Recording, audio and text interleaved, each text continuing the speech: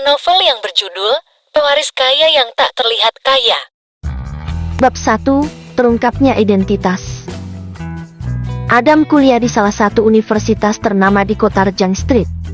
Pada hari ini, Adam pergi ke kampus dengan tergesa-gesa di mana hari ini adalah hari yang spesial baginya.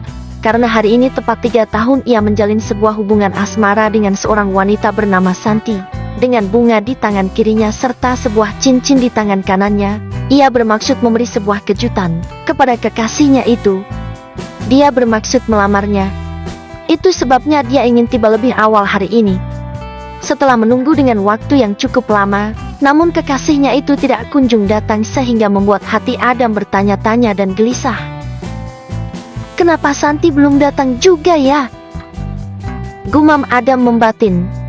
Karena tidak kunjung melihat keberadaan dari sang kekasih, akhirnya Adam pun memutuskan untuk bertanya kepada teman sekelas Santi yang bernama Myra. Myra? Panggilnya. Seketika Myra pun menoleh ke arah Adam setelahnya. Adam, ada apa? Tanya Myra penasaran. Oh ya Myra, kalau boleh tahu Santi di mana ya? Ujar Adam berbalik bertanya. Selama ini Santi memang selalu bersama sahabatnya itu, sehingga ketika Myra tidak bersama Santi itu terlihat seperti suatu hal yang aneh. Santi ya, Santi tidak masuk kuliah hari ini. Jawab Myra dengan gerak-gerik seperti menyembunyikan sesuatu. Kalau boleh tahu memangnya Santi kemana, Myra? Bukankah selama ini kalian selalu bersama? Apakah Santi sakit? Tanya Adam kembali. Tadi malam dia dijemput sama orang tuanya. Jawab Myra sedikit terbantah. Dijemput orang tuanya? Ujar Adam merasa heran. Iya. Balas Myra menanggapi. Oh ya Myra, kalau boleh tahu, memangnya orang tua Santi ada perlu apa? Kenapa begitu tiba-tiba menjemputnya? Tanya Adam kembali. Kalau soal itu sih, aku juga kurang tahu. Masalahnya aku juga tidak dikasih tahu soal itu. Jawab Myra. Kira-kira ada perlu apa ya orang tua Santi menjemputnya? Lalu kenapa Santi tidak pernah kasih kabar soal ini kepadaku? Gumam Adam membatin. Ya sudah kalau begitu Myra. Terima kasih ya atas informasinya. Ujar Adam disertai senyumnya. Oke sama-sama, Adam. Balas Myra menanggapi. Setelah mendapat kabar dari Myra jika sang kekasih memang tidak akan datang ke kampus hari itu, akhirnya Adam pun memutuskan untuk segera pergi meninggalkan kampus setelahnya, karena kebetulan di hari itu mata kuliahnya ada di sore hari, sehingga masih banyak waktu luang baginya untuk bersantai. Sebenarnya saat itu Adam merasakan sedikit suntuk, sehingga untuk menghilangkan rasa suntuknya itu, akhirnya Adam pun memutuskan untuk segera pergi ke sebuah danau. Lokasi danau itu memang cukup jauh dari area kampus, sehingga untuk pergi ke sana, Adam pun memutuskan memanggil sebuah taksi setelahnya. Singkatnya setelah menempuh perjalanan lebih dari 10 menit akhirnya Adam pun telah tiba di sebuah danau yang terbentang sangat luas dan indah. Saat itu suasana di sekitaran danau terlihat begitu ramai. Selain para pedagang di sana juga terlihat begitu banyak muda-mudi sedang duduk bersantai menikmati keindahan danau. Di tepian danau terlihat Adam sedang berjalan-jalan sendiri menikmati pemandangan yang ada di sekitaran danau. Saat itu Adam terlihat murung dan terus berjalan menyisiri tepian danau tanpa arah dan tujuan. Setelah jauh berjalan, tiba-tiba kejadian tak terduga pun terjadi setelahnya, karena di saat itu Adam tanpa sengaja melihat Santi sedang duduk berdua dengan seorang pria. Mereka juga terlihat sangat akrab saat itu. Itu kan Santi. Kenapa Santi sangat akrab dengan Farid ya? Ujar Adam dipenuhi dengan berbagai pertanyaan. Sedikit penjelasan, Farid adalah siswa kaya raya yang sombong dan arogan. Selain itu, Farid juga menempuh pendidikannya di universitas yang sama dengan Santi dan Adam. Saat itu terlihat Adam langsung mempercepat langkah kakinya menuju ke arah Santi dan Farid. Santi, panggil Adam tiba-tiba. Seketika Santi dan Farid pun menoleh ke arah sumber suara sebelumnya. Ekspresi keduanya juga berubah setelahnya. Santi, ternyata kamu ada di sini.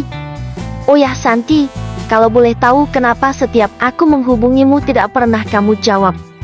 Apakah kamu benar-benar tidak ingin menemuiku lagi? Jika memang benar, lalu apa salahku? Kenapa kamu tiba-tiba melakukan itu? Tanya Adam menginterogasi. Aku sudah mengatakan sebelumnya kepadamu bahwa kita sudah tidak ada hubungan apa-apa lagi. Jadi kumohon berhentilah mengganggu kehidupanku. Jawab Santi. Kenapa Santi? Kenapa begitu tiba-tiba? Memangnya apa salahku? Apakah kamu sudah lupa dengan hari ini? Kenapa kamu tiba-tiba berubah Santi? Apakah gara-gara pria ini?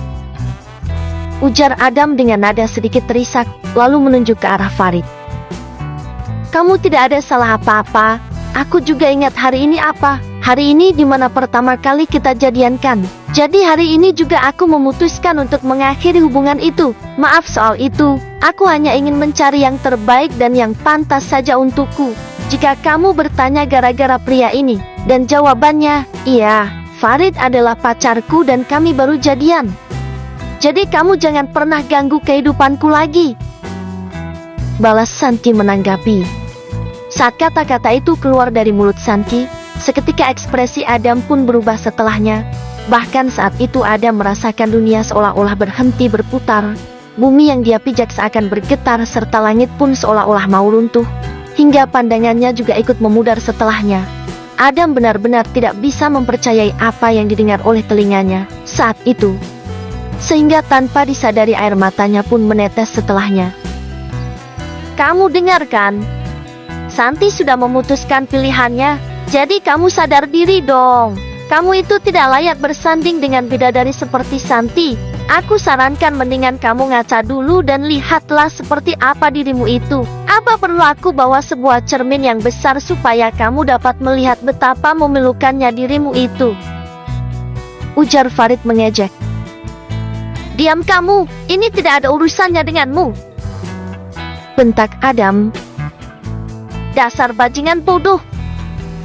Ujar Farid, lalu langsung memukul dan menendang Adam setelahnya. Seketika bibir Adam pun mengeluarkan setetes darah segar akibat pukulan itu.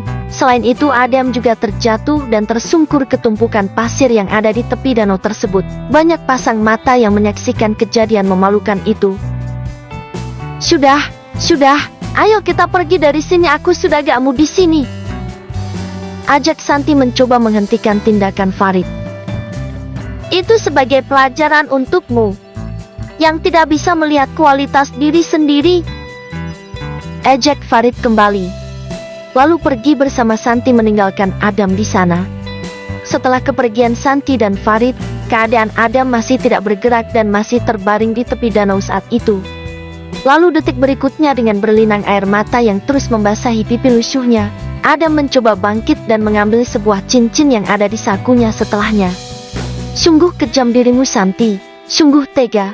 Kamu benar-benar wanita yang tidak memiliki hati. Begitu mudahnya kamu melupakan waktu 3 tahun yang telah kita lalui.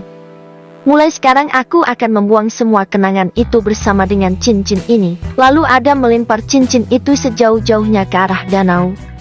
Selamat tinggal Santi. Suatu saat nanti kamu pasti akan menyesali semua keputusanmu ini. Dan jangan salahkan aku karena kamu yang menginginkan semua ini. Gumamnya. Kemudian Adam pergi menelusuri jalan dengan suasana hati yang hancur dan bercampur aduk. Karena merasa lelah ia pun duduk sejenak di sebuah halte bus yang terlihat sudah usang. Saat ia masih memikirkan kejadian pahit yang baru saja menimpanya itu, tiba-tiba handphonenya bergetar. Saat ia melihat di layar ponselnya, nomor siapa ini, pikirnya. Lalu tanpa pikir panjang lagi, ia langsung mengangkatnya. Halo, dengan siapa ini, ucapnya. Halo putraku, ini papa sayang. Ucap di seberang telepon. Papa, kenapa papa pakai nomor baru? Ini nomor kantor putraku, jawab di seberang. Oh, begitu. Kenapa papa tiba-tiba menghubungiku? Tanya penasaran. Sebenarnya papa juga tidak tahu harus memulainya dari mana. Baiklah, papa langsung aja ke intinya saja. Sebenarnya kita adalah orang yang kaya raya dan kamu adalah seorang tuan muda dari keluarga kita.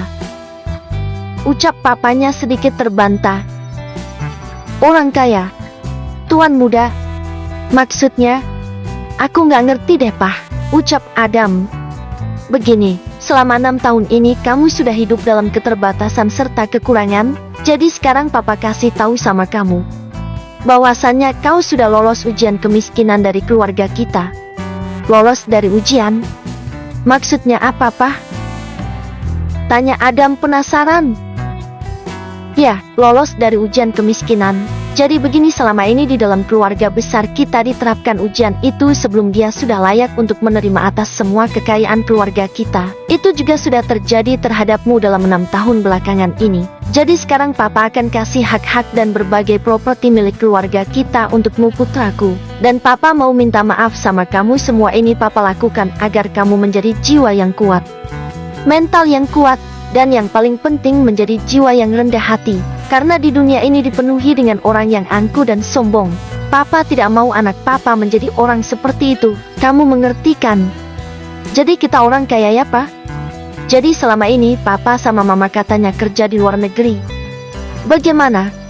Iya, papa sama mama memang kerja di luar negeri, tapi papa sama mama mengurus perusahaan kita sendiri yang ada di sini.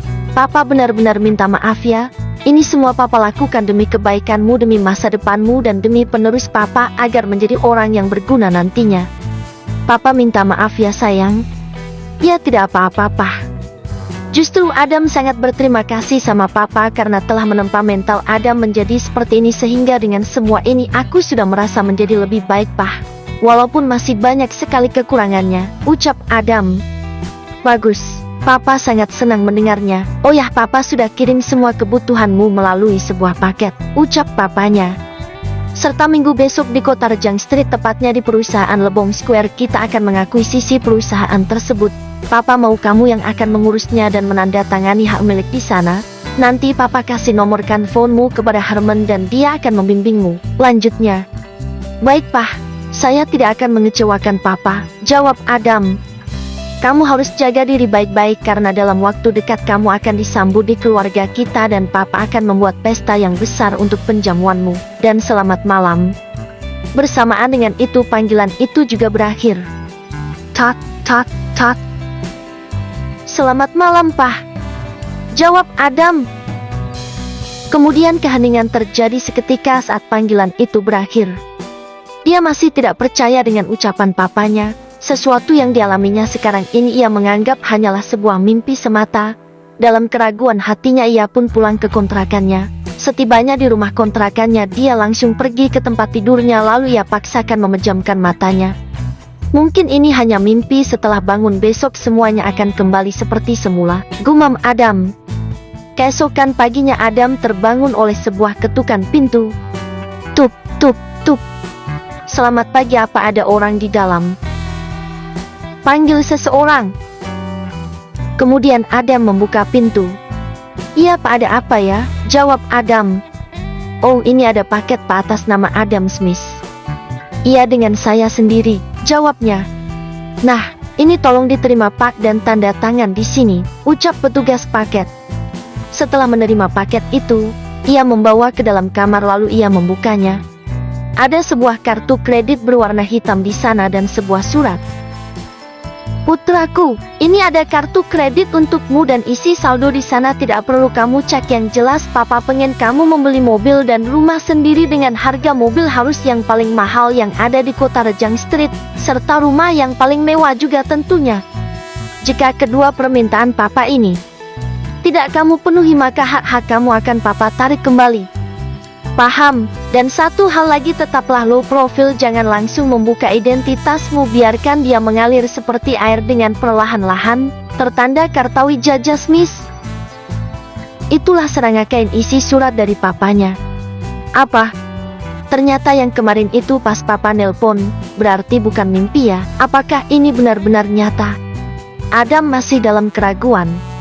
Baiklah. Untuk membuktikannya yaitu dengan kartu ini, jika benar kartu ini bisa membeli rumah dan mobil yang paling mahal maka ini adalah kenyataan, gumam Adam. Tiba-tiba ada yang menepuk pundaknya. Hei, ngelamun aja, mikirin apa? Ucap Bai menginterogasi. Ya Bai ini adalah satu-satunya teman yang dimilikinya. Maklumlah dengan kondisi ekonomi yang terbatas dan sangat miskin, jadi tidak ada yang mau berteman dengannya selama ini. Hanya Bai lah yang menjadi satu-satunya teman Adam, dan Bai juga sering membela Adam di saat banyak teman-teman lainnya menghinanya. Bangsat, bikin kaget aja, ucap Adam. Hahaha, kamu tuh dari tadi, aku panggil-panggil gak ngejawab. Ya terpaksa deh aku kagetin kamu kayak gitu abis kamu ngelamunnya jauh benjet, ucap Bai. Emang kamu lagi mikirin apa sih?